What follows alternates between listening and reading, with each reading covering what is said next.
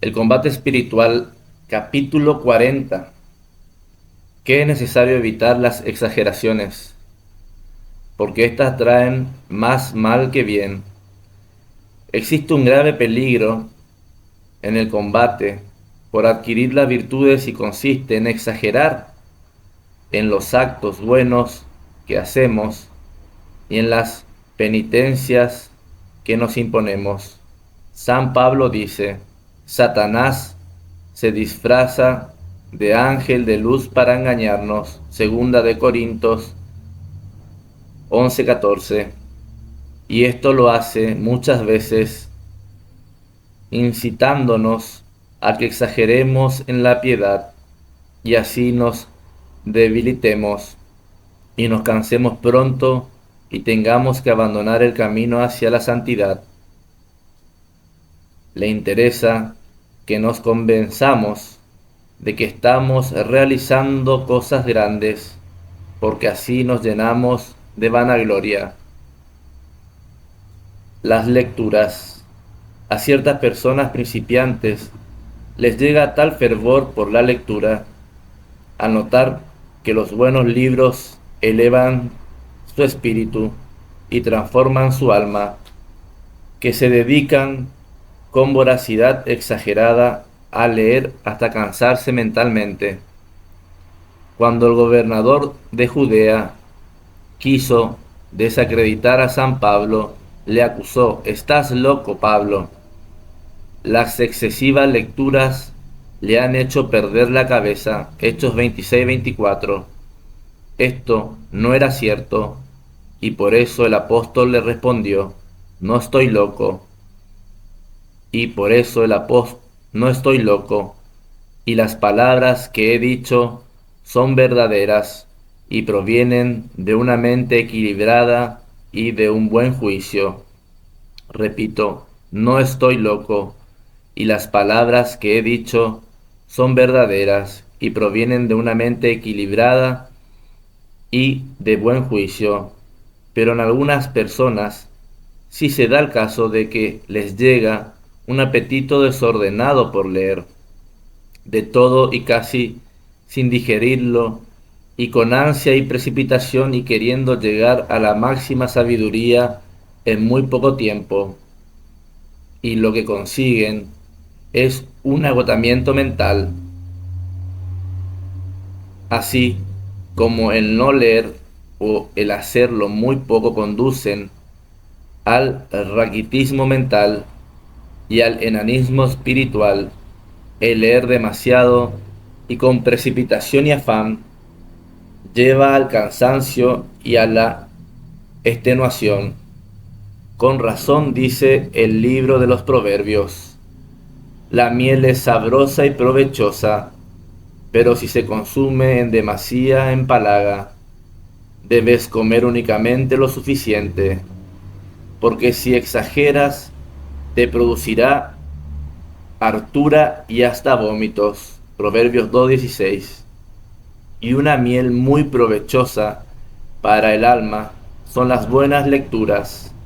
Claro, esta que a la mayoría de los católicos, más que avisarles de que no lean demasiado, lo que hay que aconsejarles es que lo hagan un poco más, porque leen demasiado poco, y quizás el 90% de lo que consumen es más alimento de animales que manjar para el espíritu.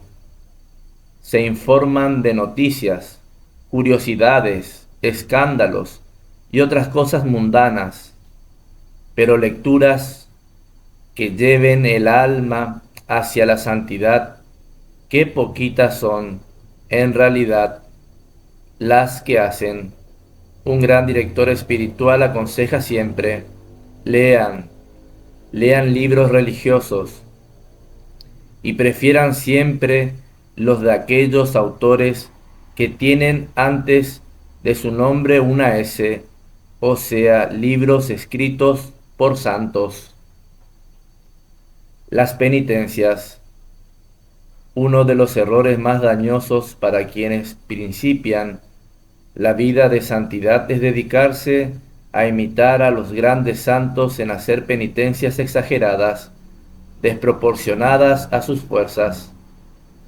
Los campesinos repiten un adagio: más útil es para nuestro trabajo un burro vivo que nos ayude a llevar las cargas que un sabio en el cementerio que esté muerto. Algo parecido deberíamos decir en la vida espiritual. Más trabajo puede hacer uno que conserva su salud teniendo prudencia en no exagerar en las penitencias que uno que pierde su salud exagerando en sus mortificaciones.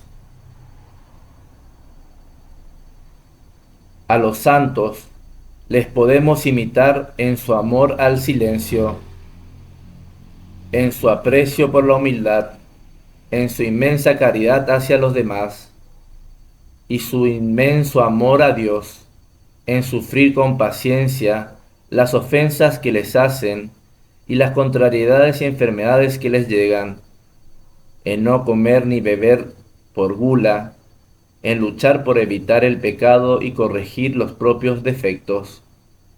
Pero en cuanto a sus pavorosas penitencias, si no hemos recibido una gracia especialísima como la que recibieron ellos, será mejor no tratar de imitarlos, porque podemos dañarnos irremediablemente la salud y desanimarnos en el camino de la santidad. Continuamos con el capítulo 41, el peligro de vivir juzgando y condenando a los demás. San Pablo dejó escritas unas palabras que se han hecho famosas y que dicen como sigue: no tienes excusas, quien quiera que seas, tú que te dedicas a juzgar y a condenar a los demás, pues juzgando a otros, te condenas a ti mismo, ya que haces lo mismo que en los demás vives condenando.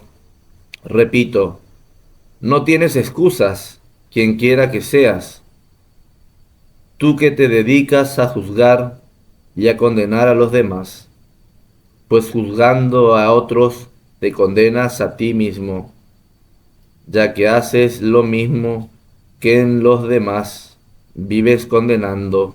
Romanos 2:1. Nuestro orgullo y el desprecio que sentimos hacia el prójimo hacen que nos formemos baja idea de otras personas.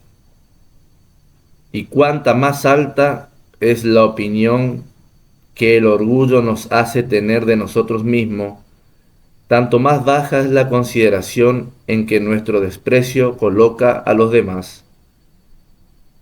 Nos persuadimos de que nos hallamos libres en las imperfecciones que tanto criticamos en los otros, y esto es una mentira y un engaño.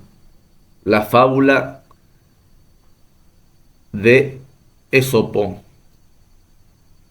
Este poeta, que vivió 500 años antes de Cristo, representaba a quienes critican y desprecian a los demás con dos morrales colgados al cuello.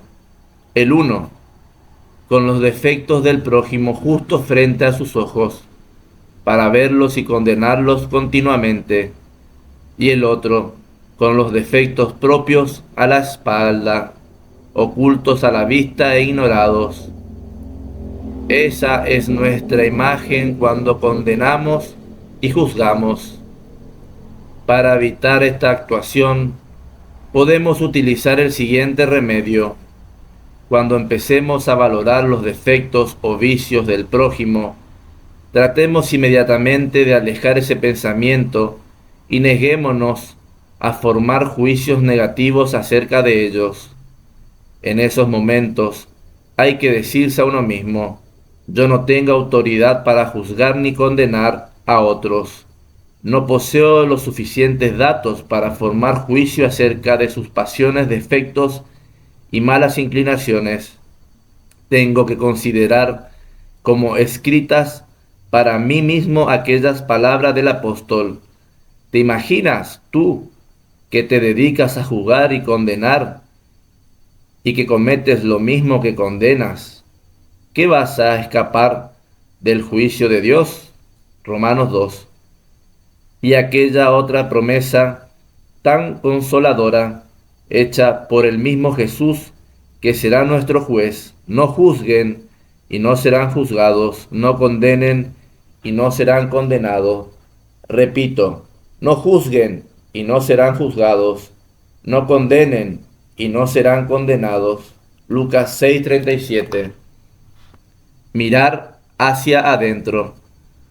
Para evitar la tendencia a juzgar y condenar a los demás, es necesario enfocar toda nuestra atención hacia nuestras propias miserias y debilidades.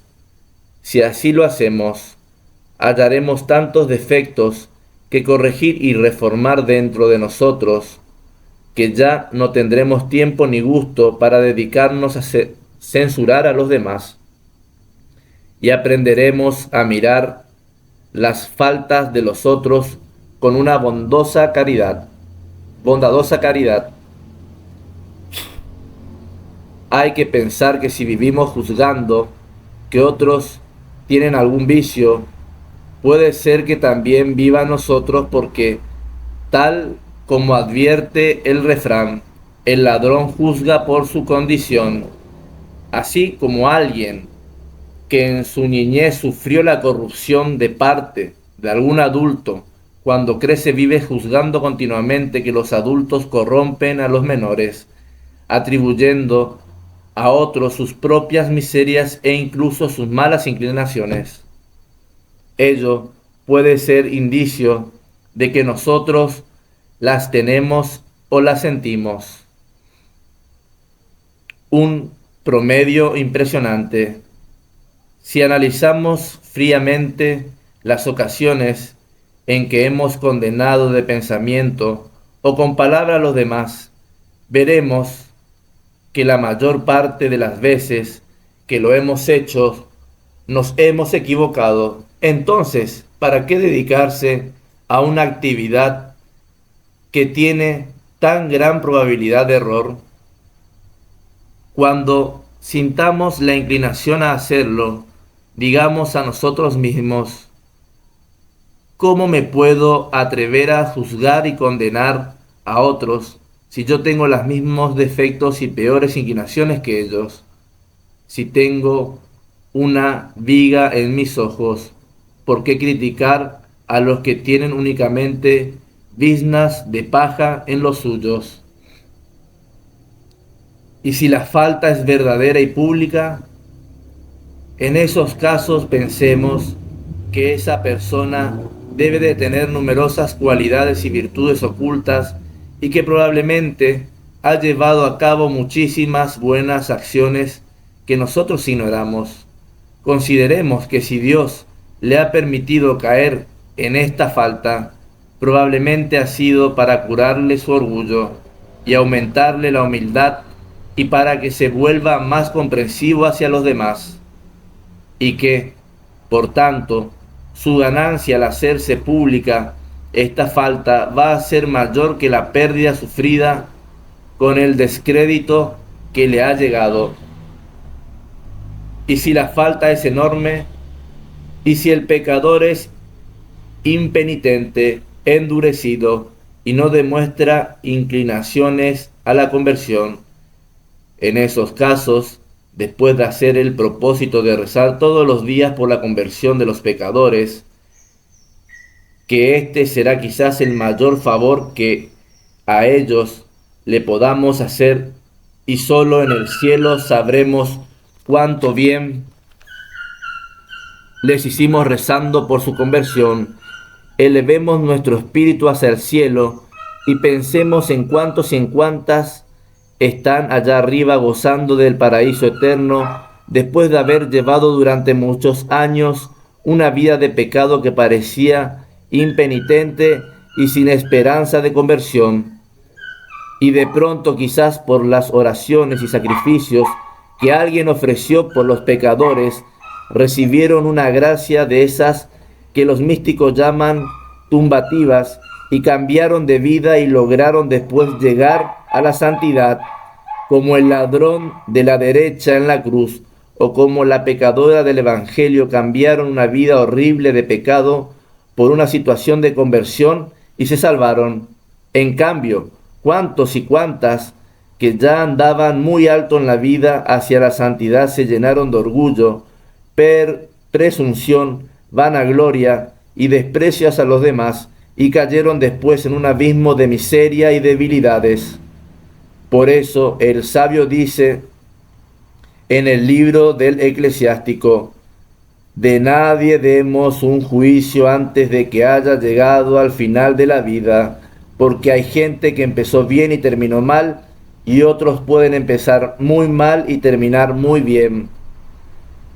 Pedir esta cualidad, uno de los favores que más deberíamos rogar al Espíritu Santo, es aquel regalo que según San Pablo acostumbraba a dar el Santo Espíritu a quienes le suplican: la benignidad, o sea, la cualidad de pensar amablemente y bien de todos. Gálatas 5. Si Él nos concede esta feliz inclinación, tendremos la seguridad de que en el día del juicio no vamos a recibir una sentencia condenatoria, porque Jesús prometió: con el juicio con el que juzguen serán juzgados, y con la medida con la que midan serán medidos. Repito, con el juicio con el que juzguen serán juzgados, y con la medida con la que midan serán medidos. Mateo 7:1. Con frecuencia deberíamos tener en nuestros labios aquella ejaculatoria que tantas personas han repetido miles de veces y que a tantos corazones duros e inflexibles transformó en comprensivos y amables. Dice así: Jesús, manso y humilde de corazón, haz nuestro corazón semejante al tuyo.